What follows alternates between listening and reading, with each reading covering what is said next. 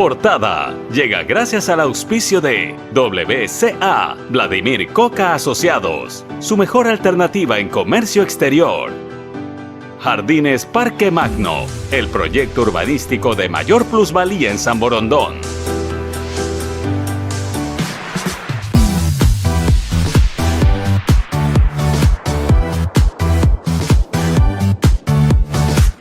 Hola, ¿qué tal? Bienvenidos, soy María Cris Guevara. Estamos en un nuevo programa de Portada y con los nuevos retos del cambio climático y las crisis sociales se viene la oportunidad de crear ciudades inteligentes. De ello vamos a hablar con Alex von Büffel. Él es experto en liderazgo colaborativo e innovación, columnista de la revista de Diario El Universo.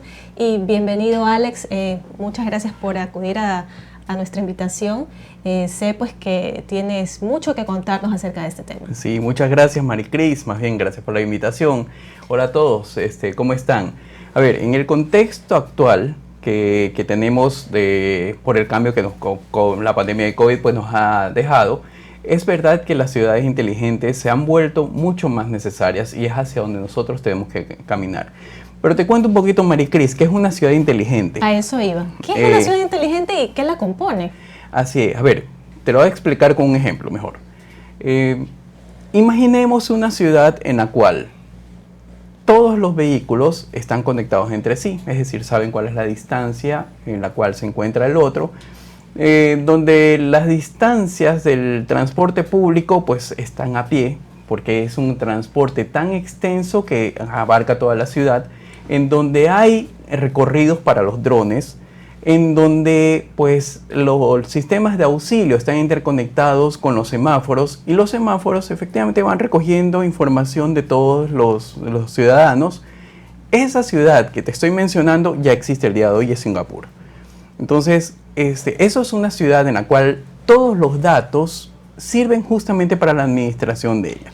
Entonces, ¿qué compone? Justamente tú me preguntabas, ¿qué compone una ciudad de estas? Pues una ciudad inteligente es aquella que tiene, en primer lugar, un uso o el potencial de los recursos y la tecnología que busca el bienestar de sus ciudadanos, que además promueve el desarrollo sostenible y finalmente busca que las soluciones tecnológicas abarquen a todos los ciudadanos. Mucha gente pensó que con el desarrollo de las cosas vino la pandemia y tú hablas de las ciudades inteligentes, recordamos un poco esa serie que veíamos cuando éramos pequeños, Los Supersónicos, y que en algún momento íbamos a llegar a eso, de que todo era digital. Exacto, a ver, estamos bastante cerca, ¿no? Porque me acuerdo que en Los Supersónicos aparecen las videoconferencias. En Los Supersónicos aparece el transporte que ya está por los aires y de hecho ya existen algunos inventos de ese tipo. Y sobre todo, pues, el uso de los recursos más adecuados. Estamos bastante cerca. Claro, los supersónicos caricaturizaban algunas cosas, pero sin duda se adelantaron. Se adelantaron mucho a los tiempos que tenemos actualmente, es verdad. ¿Cuál es la realidad de Latinoamérica respecto a las ciudades inteligentes? A ver, sí tenemos ciudades que están, en algunos casos, más avanzados. En otros están con planes pilotos de ser ciudad inteligente.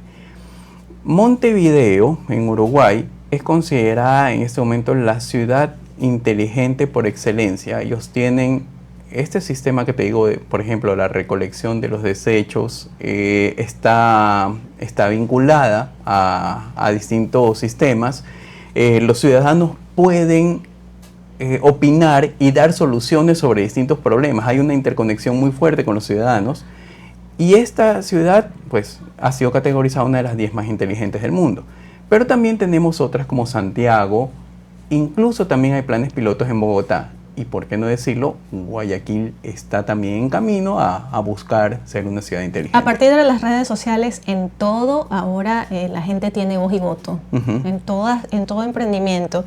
El modelo español de ciudades inteligentes ha sido catalogado también como referencia mundial. Exacto. ¿Por qué? Porque España, de hecho, es una de las... A ver, ahí voy a abrir un poquito el campo, porque España está teniendo adecuadamente una unión entre distintos sectores y eso es importante en una ciudad inteligente. Para que una ciudad se vuelva así, debe existir un diálogo, por un lado, entre los ciudadanos y el municipio.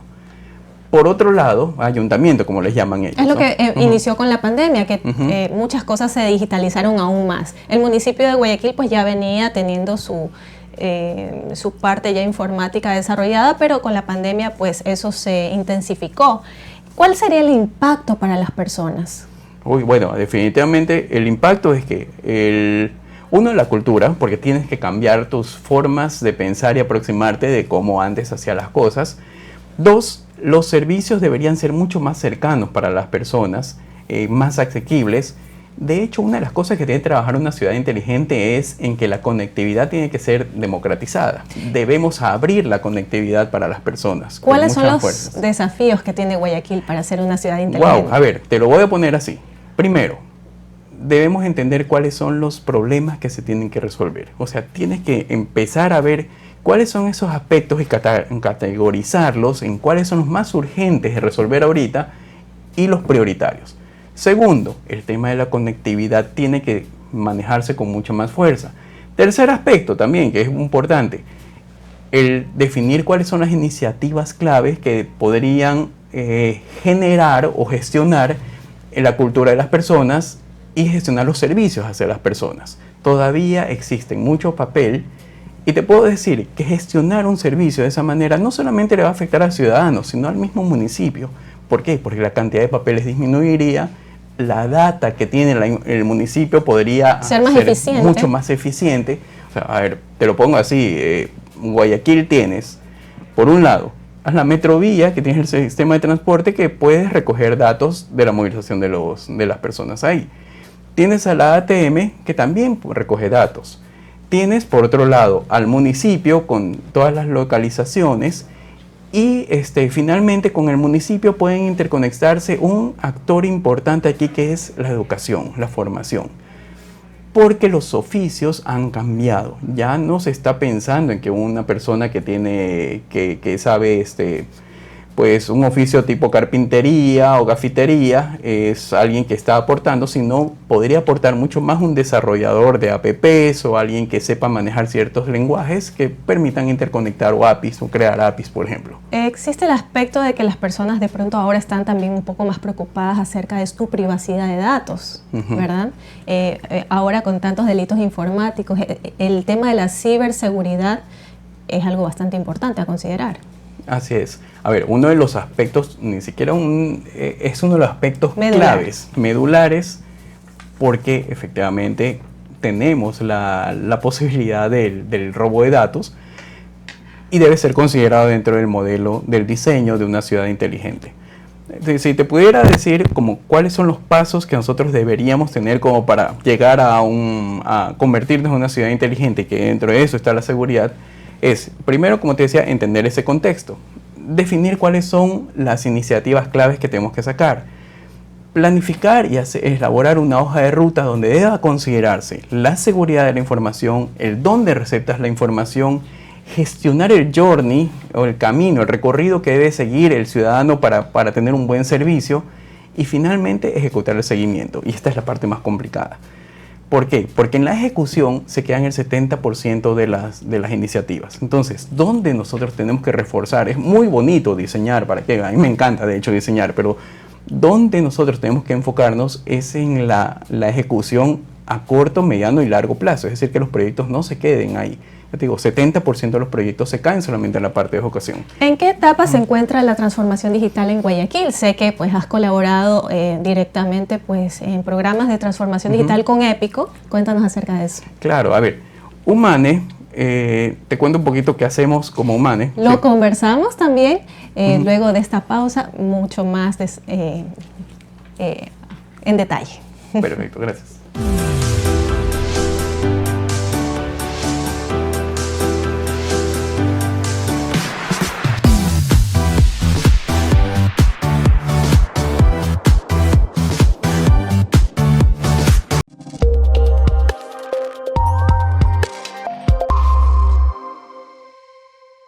Vive Vive en el mejor proyecto urbanístico de San Borondón y disfruta con tu familia en un ambiente natural. Jardines Parque Magno es un conjunto habitacional que se caracteriza por brindar un ambiente de tranquilidad y confort, con áreas verdes y múltiples servicios orientados a la interacción con la naturaleza. Con alta plusvalía, el departamento de tus sueños cuenta con varias alternativas de diseño donde se han considerado todos los aspectos necesarios que requiere una urbanización de primer nivel, como vivir dentro de un gran resort. Vive naturalmente en San Borondón. Jardines Parque Magno. WCA, Vladimir Coca Asociados, su aliado estratégico en comercio exterior, con soluciones confiables para todo tipo de operaciones de la cadena logística nacional e internacional. Nuestra experiencia, sumada con las innovaciones tecnológicas que ofrecemos a nuestros clientes, dan un valor agregado que incrementa sus ganancias y les permite ser primeros en el comercio exterior.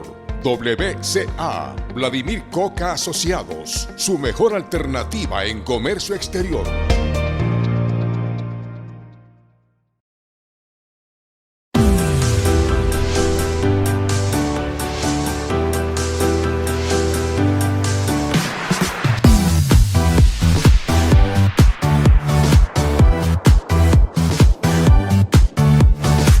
Estamos de regreso con más de Portada, conversando acerca de las ciudades inteligentes. Yo soy María Cris Guevara y para ello hemos traído a Alex von Buffel, experto en liderazgo colaborativo, y pues desarrollando el tema mucho más en colaboración estrecha con Guayaquil en Épico. Sí, a ver, te cuento un poco. Uno de los ámbitos donde una ciudad inteligente tiene que desarrollarse, sin duda, es el de la formación, el de la educación y el de transferir también conocimiento. Entonces, en Humane nosotros ya hemos venido desde el año 2017 teniendo una estrecha colaboración justamente con expertos tanto de España como de Estados Unidos. De hecho, uno de nuestros consultores es Ash Mauría, que es el creador de Lean Canvas. Y tenemos al experto español que hizo la transformación digital en el Santander. Con ellos hemos desarrollado nuestro propio modelo y nosotros empezamos a crear certificaciones para las personas. En este tiempo nos juntamos con Épico, que están generando un diálogo alrededor de distintos clústeres en la ciudad para ir gestionando la transformación. Y uno de los ámbitos que necesitamos es desarrollar a las pymes. Por eso creamos una certificación internacional en creación de proyectos de transformación digital dirigido para pymes con ellos. Y se inscribieron pues alrededor de 35 empresas, tuvimos 65 participantes y durante esta certificación pues tuvimos 30 hojas de ruta, 30 autodiagnósticos que realizamos de transformación digital y elaboramos con ellos las hojas de ruta de su proyecto.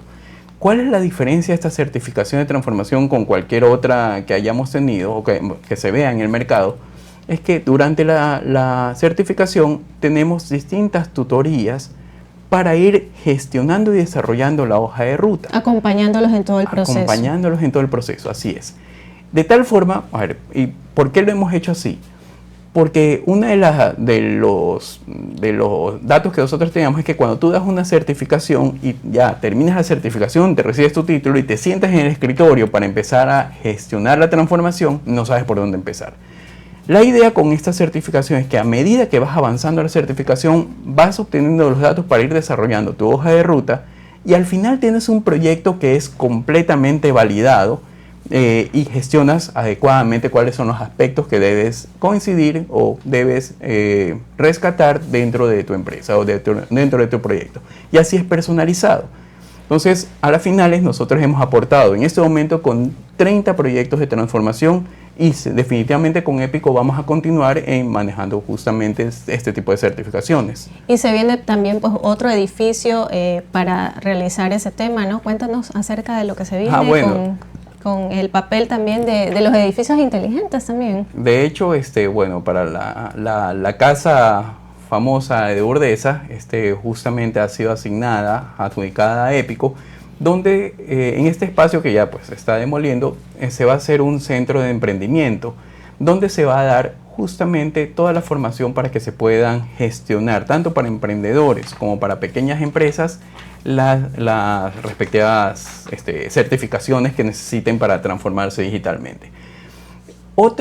He tocado ahorita el ámbito de las empresas. Sí. Me voy a mover un ratito al ámbito también de la educación como tal. ¿Por qué? Porque es importante que las empresas, instituciones, más bien, las universidades e instituciones educativas comprendan que la formación también tiene que cambiar. ¿En qué sentido? Posiblemente suene lapidario lo que voy a decir, pero es una realidad. La universidad, como la conocemos, va a dejar de existir.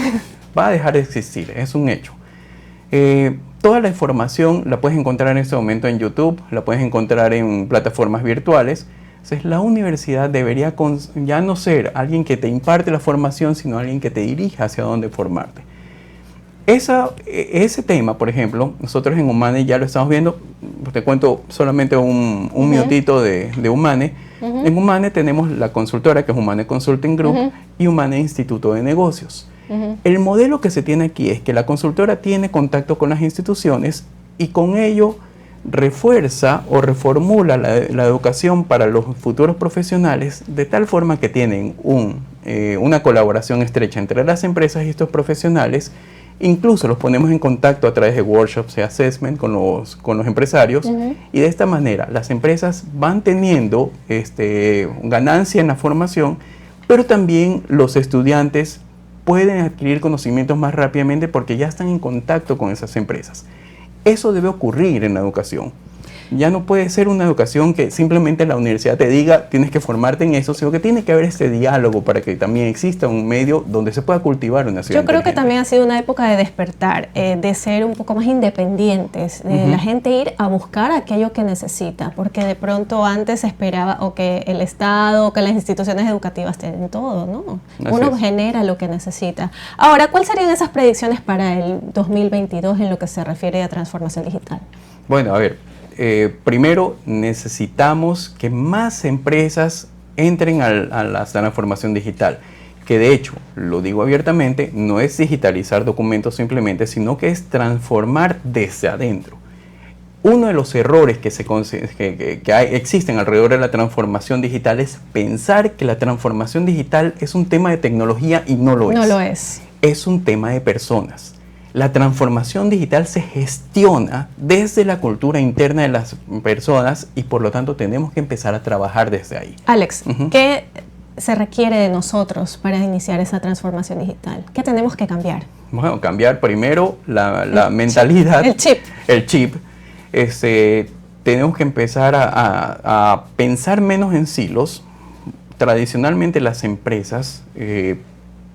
Cada área es dueña de la información y de sus proyectos, pero ya tenemos que gestionarnos hacia una cultura colaborativa en donde existan proyectos interdisciplinarios o multidisciplinarios en los cuales todas las áreas aporten desde su génesis, y por otro lado que también las personas entiendan que en la colaboración no es que se pierde el liderazgo, al contrario, se gana en influencia y también ganas la visión de las demás personas. Si esto se da, las personas crecen en su desarrollo. Alex, ¿cómo podemos hacer en un ambiente plagado de corrupción donde de pronto la gente tiene recelo de compartir información? Buena pregunta. A ver, aquí puedes hacer dos cosas.